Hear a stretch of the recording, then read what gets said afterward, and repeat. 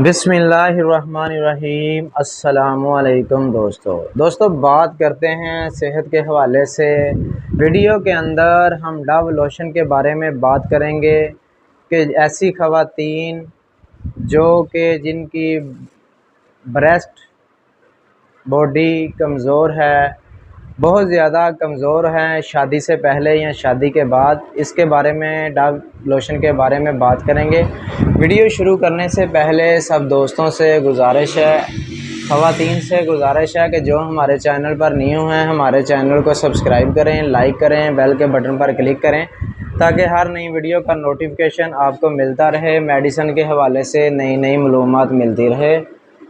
Dove lotion कैसे इस्तेमाल करना है, उसके क्या बेनिफिट हैं और इसके क्या साइड इफ़ेक्ट हैं, आप देख सकते हैं वीडियो के अंदर। डव लोशन, इसका इस्तेमाल हम आपको बताने जा रहे हैं।